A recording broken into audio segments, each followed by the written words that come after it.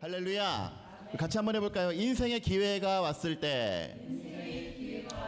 예, 오늘은 이런 제목을 가지고 창세기 21번째 시간을 갖도록 하겠습니다. 우리 생명의 교회가 개척한 지 벌써 이제 한 바퀴를 돌고 그 다음 지금 이제 또 다른 10년을 향해서 가고 있는데, 처음에 개척했을 당시에 정말 저는 3월 달에 개척을 했죠. 그래서 뭐 이전에 성전을 아시는 분들 계시겠지만 거기가 참 굉장히 더웠어요. 그래서 여름이 될라 그러면 정말 그 위에 있는 그 옥상의 열기까지 고스란히 다 내려와서 굉장히 더웠습니다. 그래서 그 더위를 처음 거기서 이제 개척 초기에 경험을 했는데, 한 6월 달 정도 됐었던 것 같아요. 와이프랑 둘이 뭐 개척을 하다 보니까 뭐 누가 있습니까? 처음에는 한 두어 달은 정말 열심히, 진짜 여기에 아무도 없는데 한 100명 있다고 생각을 하고 막 부흥회를 했어요. 와이프랑 둘이. 근데 이제 하다 보니까 이것도 지치는 거예요. 그래서 어느 날 너무 덥길래 11시 예배인데 11시가 다 되었는데 이제 사모한테 그랬습니다. 우리 아이고 또 너무 덥기도 하고 뭐 지금 한 달째 아무도 안 오고 있는데, 그 당시에는 에어컨이 저 뒤쪽에 뒤편에 있었단 말이에요. 그 뒤편에 의자 이렇게 동그라니 이렇게 해가지고 앉아갖고 그냥 우리끼리 띵까띵까 하고 그냥 우리끼리 여기서 예배합시다. 어차피 더운 거 에어컨이 앞에까지는 안 와요. 그래서 앞에는 너무 더운 거예요. 그래서 시원한 에어컨에 앉아가지고 그냥 하자. 어차피 뭐 오늘도 안 올 건데. 사실 개척교회 뭐 지금도 우리 상황에서 그렇습니다만은 자기 발로 이렇게 온다라고 하는 것이 사실 참 쉽지가 않잖아요. 그래서 그때도 그럴 것이다 라고 하고, 뭐 복장도 뭐 그냥 와이셔츠 넥타이도 안 매고 그냥 그렇게 굉장히 내추럴하게, 신발도 슬리퍼 신고 내추럴하게 앉아가지고 찬양을 하려고 기타를 튜닝하고 있었는데, 11시가 이제 막 됐었어요. 어떤 여자분 한 분이 오시더니, 그러니까 거기서는 그때는 거기에 이제 딸랑딸랑 벨소리가 들렸단 말이에요. 이렇게 문을 열면 갑자기 딸랑거리더니 어떤 여자분 한 분이 들어오시는 거예요. 그러더니 여기 목사님 안 계세요? 그랬는데, 그때부터 되게 좀 살짝 민망해. 제가 목사입니다. 그랬는데 여기 예배 없어요? 아, 있습니다. 잠시만 기다리세요. 그러고 주섬주섬 가서 넥타이 얼른 매고 막 그 자리 정리하고 한 5분 걸렸거든요. 그 시간이. 그 5분 동안에 무슨 생각이 들었냐면, 우리 준비하는 동안 제발 저분 나가지 않기를, 문을 잠글까? 이 생각도 하고, 그 5분 동안 굉장히 많은 일이 있었어요. 그래가지고 결국은 어찌어찌 뭐 설교 준비는 했으니까 어찌어찌 그날 우리가 준비한 예배를 드렸는데, 그 후에 하나님 앞에 기도하면서 그랬습니다. 하나님, 너무 제가 항상 잘하는 표현 있죠. 부끄럽고 죄송하고 쪽팔립니다. 왜? 개척한다고 했을 때 막 정말 이 뜨거운 심장 가지고 했는데 조금 덥다고 해이해지고, 설마 오늘 오겠어? 그러니까 하나님이 그때 그 순간 진짜 그 이후에 1년 동안 아무도 안 찾아왔어요. 그냥 자기 발로는. 전도에서 온 거를 제외하고 그 1년 정도는 아무도 안 찾아왔단 말이에요. 굉장히 이례적인 일인데, 그 이례적인 일을 개척 초기에 하나님께서 나타나게 하신 이유는, 이 목사 정신 차려. 정신 차려. 언젠지 그날 그때를 알 수 없으니, 항상 우리 데살로니가 전서에서 이야기하지 않습니까? 항상 기뻐하라. 쉬지 말고 기도하라. 범사에 감사하라. 항상 기도하고 깨어 있어서 준비된 자가 되라. 저는 그때 그 사건이 참 잊을 수가 없습니다. 제 인생 어떤 그 개척 목회의 인생에 있어서 굉장히 이 목사 자신을 채찍질하는 그러한 이야기입니다. 여러분, 우리의 삶 가운데 에이 설마 지금이겠어? 설마 언제겠어? 라고 방심하고 그냥 무사안일하게 살아갈 때 뜻밖의 기회, 만약에요, 그때 만약에 제가 어떤 이유로 오셨는지 모르겠습니다만은, 그때 정말 아무도 없음에도 불구하고 최선을 다해서 그 예배하던 그 모습을 한결같이 지켰다면, 과연 그분이 그냥 한 주만 왔다가 다른 교회로 갔겠는가? 교회 개척의 어떤 그 성공 사례들을 보게 되면 어떤 개척교회가요, 이렇게 새벽 예배를, 새벽 기도를 하는데 사모랑 둘이랑 애들 둘 앉혀놓고 이렇게 그 새벽 기도를 이렇게 계속 열심히 했대요. 그런데 어떤 장로님 한 분이 이제 그 다른 교회에서 적을 떠나서 무적이 된 장로님 한 분이 우연히 뭐 우리처럼 지하였던 모양이죠. 새벽에 내려와서 이렇게 그 교회에 내려왔는데 설교 소리가 막 부흥하는 소리가 막 들리더라 이거죠. 그래서 야, 이 교회 사람들이 많나 보다. 그리고 이게 왔는데 아무도 없는 거예요. 아무도. 애들 앞에 둘만 있고 사모만 이렇게 있고. 그래가지고 아, 이분이 발소리를 듣고 이렇게 하나 보다. 누군가 찾아온 발소리를 듣고 그날은 오버했나 보다. 그래가지고 그 다음날에도 와봤대요. 그 다음날에는 발소리를 아예 딱 이렇게 조용히 해가지고 와보고 한결같이 뭐 아무도 없는데 애들이라 봤자 어린애들 둘 놓고 한결같은 마음으로 막 열변을 토하더래요. 그 자신이 가진 비전에 대해서 막 얘기를. 그래서 그 장로님이 어느 날 그 새벽 기도가 끝나고 그 목사님 만나서 제가 그 비전 사도 되겠습니까? 해서 뭐 대전인가 어딘가 해가지고 땅 이렇게 뭐 이렇게 해가지고 교회 건축하고 해가지고 지금 엄청 부흥했다라고. 좀만 더 열심히 할 걸 그랬어요. 특히 누군가의 발소리가 들릴 때 굉장히 열심히 할 걸. 그날과 그때는 아무도 모릅니다. 만약에 우리 삶 가운데 지금이 찬스라고 하는 걸 미리 알 수만 있다면 참 얼마나 좋겠어요. 그러나 우리가 하나님의 때를 예측 못하고 아까도 얘기했지만 우리의 삶 가운데 실망이 있고 절망이 있고 좌절이 있고 시험이 있는 이유는 하나님의 때는 분명히 하나님만 아시고 하나님께서 정하신 가장 나이스한 타이밍 가운데 우리에게 딱 이 뭔가를 제시하는데 우리는 그거 말고 하나님 지금이요. 나 지금 준비됐으니까 지금이요. 나 지금 지금 내 생각으로는 지금이 제일 좋을 것 같으니까 지금 주세요. 지금 허락해 주세요. 지금 내가 시험 보게 해 주세요. 라고 하다 보니까 자꾸 신앙에 불일치가 오게 되는 겁니다. 여러분, 하나님께서 여러분의 삶 가운데 여러분 각자에게 하나님께서 원하시는 계획이 있음을 믿으십니까? 그 계획에 합당한 자가 되기 위해서는 준비된 나, 내가 예측하는 시간이 아니라 하나님께서 뭔가 어느 순간에 부지불식간에 우리 가운데 시험거리를 딱 주시고 그걸 통과했을 때에 아름다운 열매 맺게 하는 그 순간에 여러분들이 준비된 자로 서게 되는 저와 여러분들 되어주시기를 주의 이름으로 간절히 축원합니다. 꽤 오래전에 나온 책인데요, 말콤 글래드웰이라고 하는 사람이 쓴 아웃라이어라고 하는 책이 있습니다. 아웃라이어의 뜻은 뭐냐면, 라이는 뭔가를 두는 거, 그대로 있는 그 상태가 라이예요. 라이. 아웃은 뭐예요? 바깥에. 그러니까 뭔가 이렇게 돼 있는 것 바깥에라고 하는 그런 어는 뭐 사람이니까. 그러니까 뭔가 우리가 예측 가능한 범위를 벗어난 사람, 예측 가능한 성공의 범위를 벗어나서 특출나게 성공한 사람을 일컬어 우리가 아웃라이어라고 이렇게 이야기를 합니다.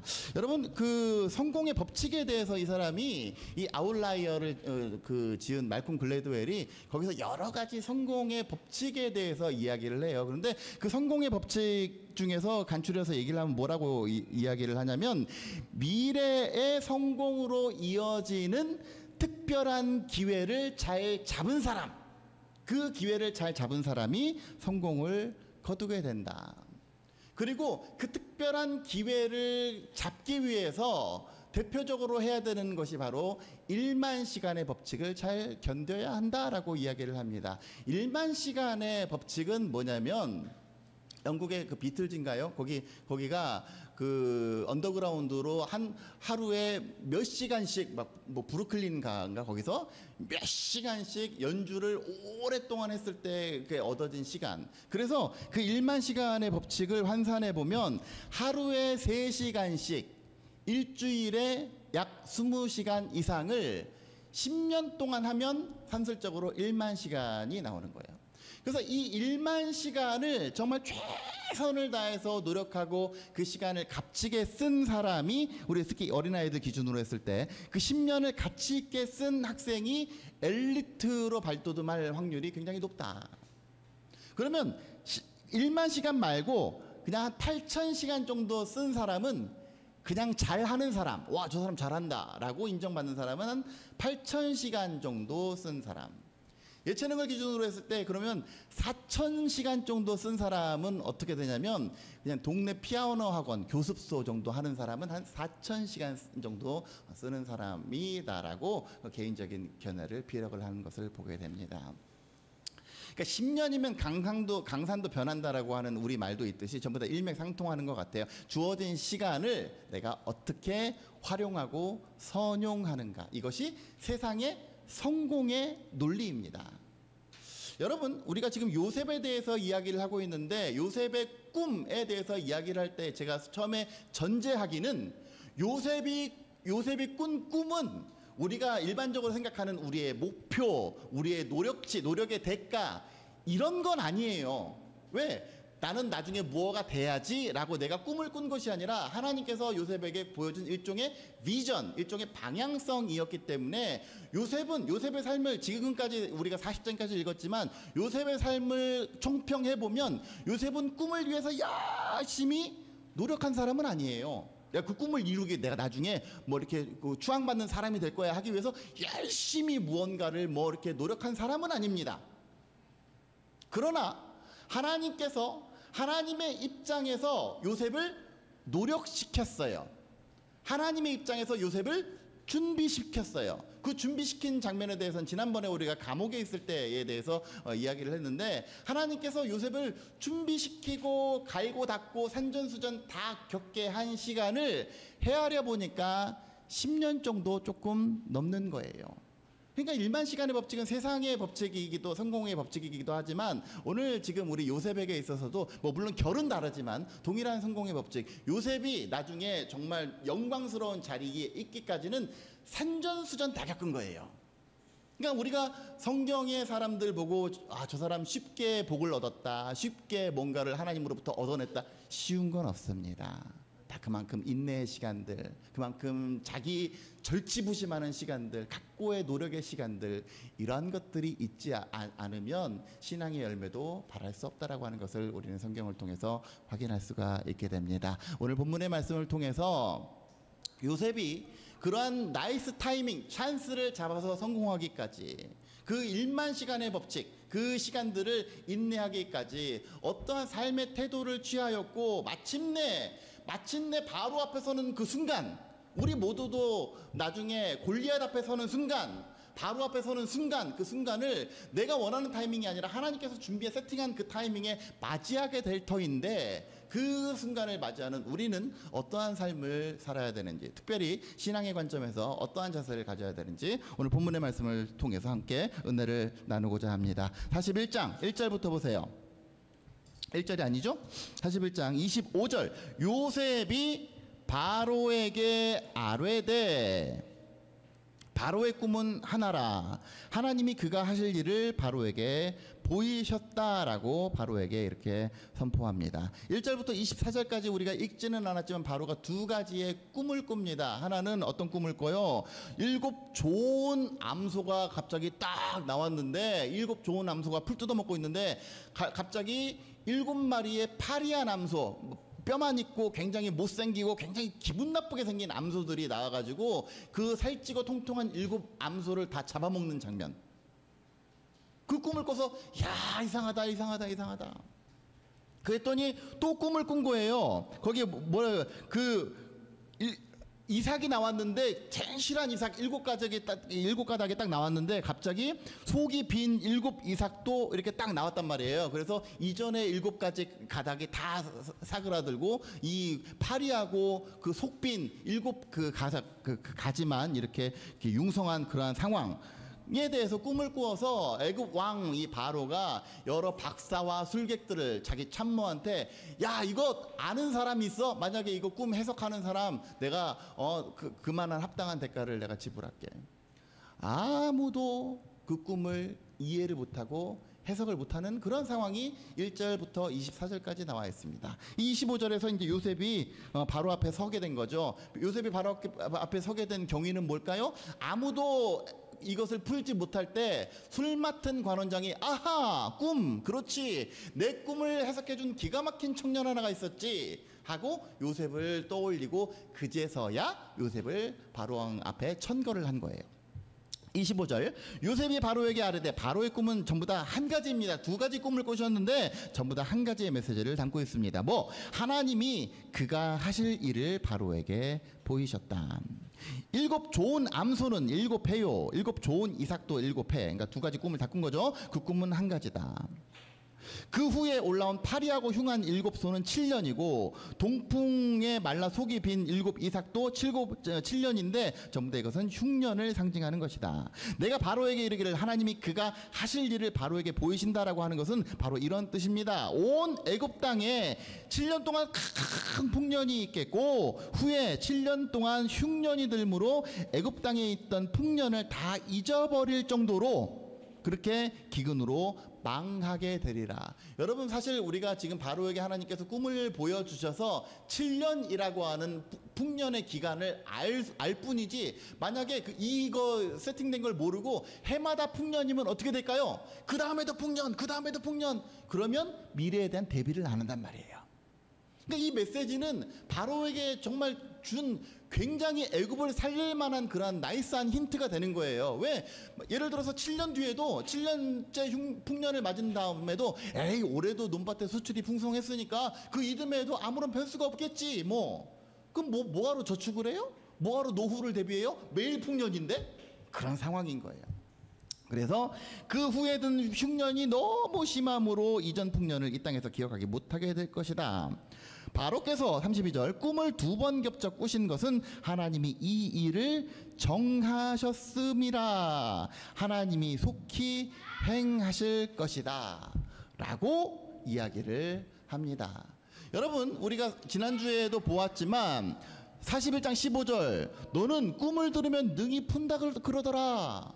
내가 그걸 들었다. 너의 능력이, 꿈을 푸는 능력이 비상하다라고 바로는 너 요셉에 대해서 이야기를 했는데, 요셉은 뭐라고 합니까? 하나님이 나를 통하여 일할 뿐이지 꿈을 해석하는 사람은 하나님입니다. 여기서 여러분 지금 특별히 이 창세기 41장 문서를 우리가 신학적으로 엘로힘 문서라고 얘기를 합니다.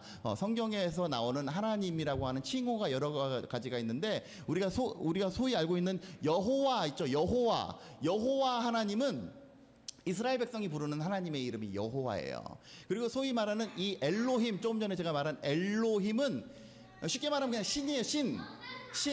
신이 나를 돕습니다. 그러니까 우리나라에서도 신이라고 이야기를 하고 다른 나라에 가서도 신이, 그럼 대충 신 무슨 뜻인지 통하잖아요. 이집트에서도 가장 높은 존재 신, 우리나라에서도 가장 높은 하느님, 뭐 이런 존재. 그래서 신을 통칭하는, 물론 요셉은 그 신이 하나님입니다라고 이야기를 하는 전제에서 이야기를 하는 거지만, 이 하나님을 모르는 애굽 사람들은 신이구나, 신, 이렇게 얘기를 하는 거예요.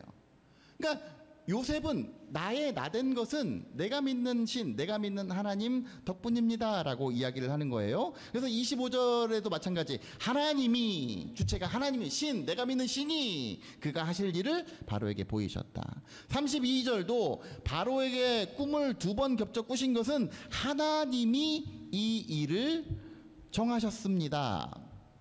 여러분, 바로 앞에 선 요셉은, 지금 41장의 바로 앞에 선 요셉은 우리 인생 가운데 갑자기 어느 순간에 찾아오게 된, 우리도 어쩌면 맞이하게 될 수도 있는 굉장히 나이스한 타이밍, 기회가 그에게 주어졌다는 그런 의미죠. 그 기회가 주어졌을 때 요셉이 취한 신앙의 행동은 뭐예요? 내가 지금 이러한 능력을 발휘하고 내가 든 것은, 이것은 내 능력, 내 힘, 내 스펙, 이 덕분이 아니라 하나님께서 나를 통해 일하시는 것입니다 라고 하나님을 모르는 사람들에게 철저하게 내가 믿는 하나님을 소개한 거예요. 그러면 여러분, 내가 믿는 하나님은 언제 어떻게 소개할 수가 있습니까? 나의 상태가 어떨 때 소개할 수가 있습니까? 내가 하나님을 확신할 수 있을 때 소개할 수가 있어요. 우리가 웬만큼 신앙생활을 하는 사람들도 중요한 상황, 이러한 상황이 되면 내가 잘해서 내가 자꾸 나에게 집중을 해요. 요셉은 뚝심 있는 믿음, 흔들림 없는 믿음으로 하나님과 좋은 관계를 유지했습니다. 그 하나님과의 좋은 관계를 유지하기 위한 가장 필수적이고 기본적이고 가장 근본적인 방법은 뭐예요? 말씀과 기도예요. 영성 생활을 게을리하지 않고 심지어 감옥에서조차도 종의 신분에 있으면서조차도 그는 뚝심 있는 믿음을 가지고 하나님과의 관계를 돈독하게 했기 때문에 하나님이 내 편이시고 하나님이 나의 전능자 되시고 그 전능자 되시는 하나님이 나를 통해서 일하십니다라고 만방에 증거할 수가 있는 겁니다. 여러분 약간 여담이긴 합니다만 45절 보세요. 45절. 그가 요셉의 이름을 사브낫 바네아, 그러니까 이제 너는 완전히 이집트 사람이다라고 이집트 사람의 정체성을 부여하기 위해서 애굽식 이름을 부여하죠. 사브낫 바네아라고 하고 또 온의 제사장 보디베라의 딸 아스낫을 그에게 주어 아내로 삼게 했다라고 했어요. 여러분 여기서 말하는 온의 제사장, 이거는 태양신 뭐 이런 신들의 예배를 주관하는 제사장을 의미하는 거예요. 성경에 우리가 구약에 우리가 하나님을 위한 제사장이 아니라 이방신을 위한 제사장이에요. 그 이방신을 위한 제사장의 딸을 요셉이 아내로 맞이했다. 이것은 우리가 지금까지 보아온 창세기의 주류에서 좀 벗어나지 않습니까? 왜? 하나님께서는 택하신 백성 하나님의 사람이 어떻게 하기를 원했다? 혈통이 섞이지 않기를 원했다. 그런데 그럼 어떻게 된 거예요? 이거는 어떻게 해석을 해야 돼요? 야곱의 형 에서가 궁극적으로 장자의 복을 누리지 못하는 결정적인 이유는 뭐예요? 이러한 거 분별하지 못하고 아무 여자나 막 취했기 때문에. 그런데 자세히 보면 보세요. 45절. 이 요셉은 이 온의 제사장 보디베라의 딸 아스낫이 마음에 들어서 나와 결혼합시다 라고 이야기를 한 것이 아니라 지금 여기에 바로 앞에 선 요셉은 어쩔 수 없이 짝지어 주니까 어쩔 수 없이 아내로는 맞이한 거예요. 이 상황을 거부할 수는 없는 거예요. 왜? 바로가 상으로 쉽게 말하면 보상한 건데 그 보상을 마다할 수가 있어요? 마다할 수 없는 거예요. 그런데 중요한 것은 그러면 이렇게 됐을 때는 어떻게 됩니까? 쉽게 말하면 우리가 믿는 집 사람이 안 믿는 집 전혀 다른 종교의 사람과 결혼했을 때 나타나는 어떤 일련의 사건들을 보게 되면 어떻게 돼요? 결국은 신앙이 흔들리게 되고 주일 성수 제대로 못하게 되고 뭐 이런 상황이 생기지 않습니까? 그래서 웬만하면 믿는 집 사람은 믿는 집이랑 결혼을 하든지 뭐 그렇게 하라라고 이야기하는 이유가 바로 그 뚝심 때문에 그래요. 근데 요셉은 한번 보세요. 요셉은 어땠습니까? 쉽게 말하면 믿는 집 자식이 전혀 이방신을 섬기는 전혀 다른 종교의 사람의 딸과 결혼한 거죠. 그런데 51절 보세요. 51절 50절. 흉년이 들기 전 요셉에게 두 아들이 나되 곧 온의 제사장 보디베라의 딸 아스낫이 그에게서 낳았다. 요셉이 그의 장남의 이름을 므낫세라고 했다. 므낫세는 잊어버림. 하나님이 내게 내 모든 고난과 내 아버지의 온 집 일을 잊어버리게 하셨다라고 하는 굉장한 신앙의 고백을 담아서 므낫세라고 이름을 지었습니다. 차자의 이름을 뭐라고 해요? 에브라임. 에브라임은 번성함, 넓어짐 뭐 이런 뜻이에요. 괜히 번창함. 하나님이 나를 내가 수고한 땅에서 번성케 하셨다. 이건 뭘 의미합니까?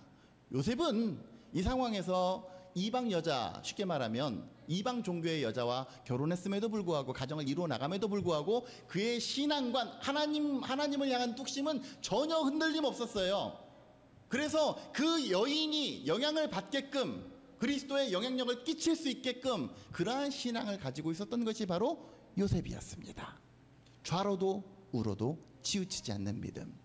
여러분 우리가 인생의 나이스 타이밍을 만났을 때 하나님께서 우리의 길을 열어주시고자 했을 때 준비된 자는 어떤 사람이 준비된 자입니까? 하나님과의 관계를 여전히 잘 유지해서 하나님을 내 편 삼아 삼는 사람. 그래서 내 능력이 나의 삶 가운데 하나님의 능력이 고스란히 전달될 수 있는 사람. 그래서 많은 사람들, 특별히 당사자 이 찬스를 잡았을 때에 많은 사람들에게 나의 나된 것이 하나님의 은혜입니다라고 고백할 수 있는 사람, 이러한 사람이 인생의 기회를 잡게 되는 줄로 믿습니다. 바라기는 저와 여러분들 그러기에 항상 말씀과 기도로 잘 연단되고 깨어 있어서 여러분이 어떠한 상황에서 어떠한 인생의 기회를 만나든지 하나님 덕분에 넉넉하게 승리하고도 남음 있는 저와 여러분들 되어주시기를 주의 이름으로 간절히 축원합니다.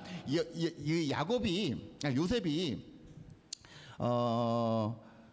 하나님과의 관계만 돈독하게 했느냐? 우리가 신앙생활을 할 때에 예전에 보니까 제가 중학교 고등학교 때 시험 기간만 되면 교회 와가지고 노는 친구들이 있어요. 뭐 자기는 교회가 좋대, 하나님이 좋고 교회가 좋고, 다 좋다 이거예요. 기도 해야지, 물론 제가 강조하지 않습니까? 말씀과 기도 중요하죠. 그런데 자기 자신이 세상적인 어떤 세상이 요구하는 그 조건에 대해서 자기 자신이 충족되어 있지 않으면 안 됩니다. 그런 친구들이 항상 중간고사, 기말고사 때 맨날 교회 와가지고 친구들이랑 같이 담소 나누고 뭐 그러고 있다가 시험 망치면 하나님 이게 뭡니까? 그게 뭡니까? 그거야말로 그렇게 되면 안 되는 거예요. 그래서 우리가 신앙인이라고 하면 신앙적으로도 잘 갖춰져야 되지만 세상적으로도 준비된 자가 돼야 돼요. 그 세상적으로 준비시키기 위해서 하나님께서 지금 감옥 생활을 요셉에게 오랫동안 하게 하지 않으셨습니까? 46절 보세요. 46절. 요셉이 애굽 왕 바로 앞에 설 때에 30세라 그랬어요.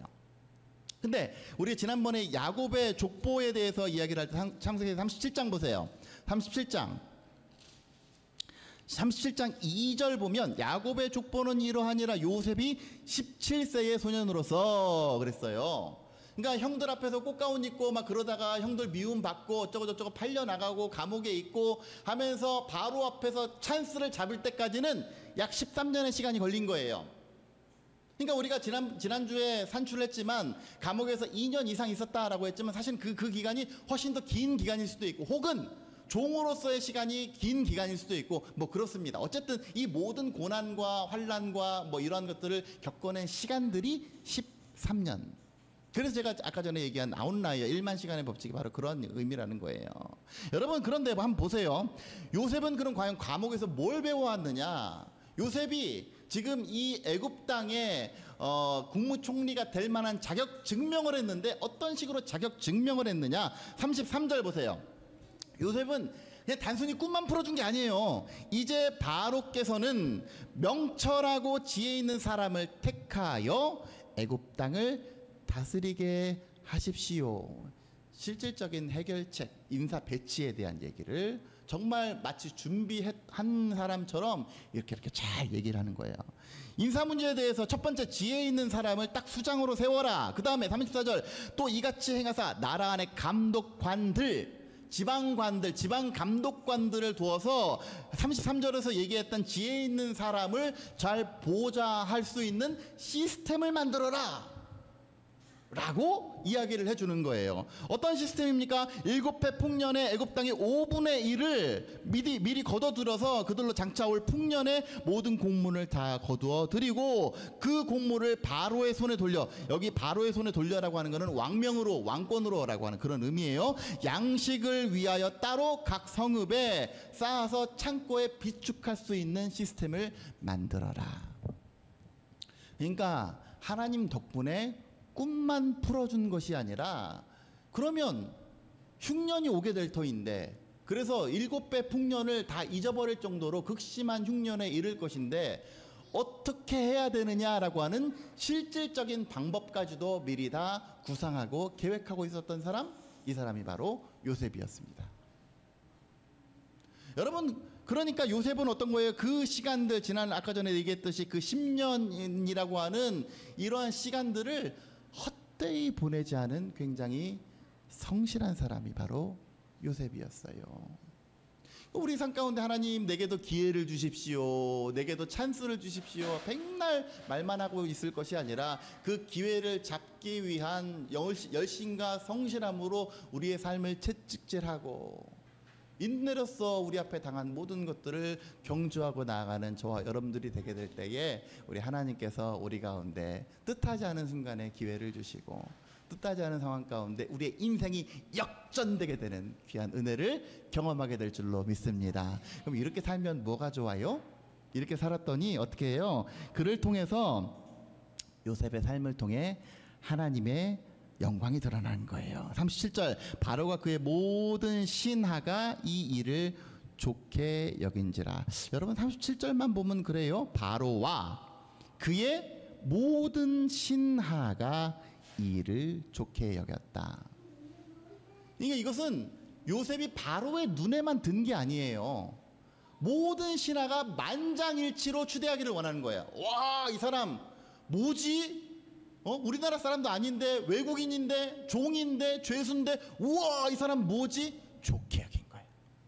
모든 이들의 만장일치의 합의를 이끌어낼 수 있었어요. 그런데 38절 바로가 그의 신하들에게 이르되 이와 같이 하나님의 영에 감동된 사람을 우리가 어찌 찾을 수 있으리요. 그러니까 뭡니까? 여러분, 내가 믿는 하나님은 이런 하나님입니다. 여러분, 내 안에는, 내 뒤에는 하나님이 계십니다. 여러분, 제발 내 뒤에 있는 하나님을 발견하십시오. 하나님 믿으십시오. 요셉이 하나님을 증명하는 방법은 이런 방법이 아니었어요. 띠띠고 나가가지고 예수 믿으십시오, 하나님 믿으십시오, 이런 방법이 아니었어요. 자신의 삶에서, 자신의 삶의 현장 가운데 나의 나된 것이 하나님의 은혜였고, 그래서 그 은혜로 말미암아 내가 이러한 실력을 갖추었노라고 많은 사람들에게 탁월함을 증명했더니 사람들이 보는 건 뭐예요? 이야, 너 대단하다가 아니에요. 왜? 천명했으니까, 나의 나된 것이 하나님의 은혜입니다라고 천명했으니까, 이야, 너를 그렇게 만드신 하나님이 대단하다. 우리의 삶이, 지난주에도 얘기했지만 우리 삶 가운데 각종 달란트와 각종 하나님께서 원하시는 것을 주시는 이유는 그를 통해서 뭐요? 하나님께 영광 돌리기 위해서. 저의 삶이, 여러분들의 삶이 이와 같이 빛나는 삶이 되게 될 때에 많은 사람들은 나를 통해서 나를 보는 것이 아니라 나와 함께 하시는 하나님을 보게 됩니다. 그러면 그것이 뭐예요? 하나님의 계획에 일치되는 거예요. 요셉이 어떻게 됐습니까? 지금 마지막에 애굽 전국을 총리로 다스리게 되는 것. 온 애굽이 요셉의 수중에 들어왔다라고 하는 건 결국은 뭘 의미해요? 창세기 전체 이제 이후에 이루어질 출애굽기의 역사를 미루어 보게 될 때에 이렇게 하나님께서 요셉을 들어 쓰셔서 요셉이 그 들어 쓰는 상황 가운데 옳다 인정함을 받은 이 사건이 바로 애굽 땅이 하나님의 계획에 들어왔음을 의미하는 거예요. 그 하나님의 계획에 들어오게끔 하는데 합당한 사람, 이 사람이 요셉이었습니다. 아무리 하나님께서 우리 가운데 계획을 가지고 계셔도, 지난번에 우리가 감리교와 장로교의 어떤 그 신학적인 차이가 있다고 한다면, 장로교는 다 예정되어 있고 그냥 예정되어 있으니까 내가 뭐 어떻게 하든지 간에 그냥 하나님께서 그냥 이 모양 저 모양으로 다 이끄신다. 그게 장로교적인 그 사고 방식이고, 뭐 뭐가 잘못되었는지는 저보다 일찍 여러분들이 주님 만나면 좀 물어보셔가지고 나중에 저한테 개인적으로 블루투스로 알려주시면 참고하겠습니다. 감리교의 주장은 뭐예요? 하나님께서 의지를 가지고 우리 가운데 손을 뻗으셨을 때에 그 의지에 내가 리스판스예요. 대답. 그게 사람 50, 하나님 50입니다. 그래서 하나님께서 아무리 계획을 세우시고 하나님께서 아무리 세팅을 해놓으셨는들 우리가 그 계획에 합한 자가 되지 못하면 우리 인생에 굉장히 중요한 계획들, 중요한 찬스들을 잡을 수가 없습니다. 그러면 하나님의 계획에 벗어나게 돼요. 그래놓고 우리는 뭡니까? 하나님 뭡니까? 이게 뭡니까? 왜 이거밖에 안 주십니까?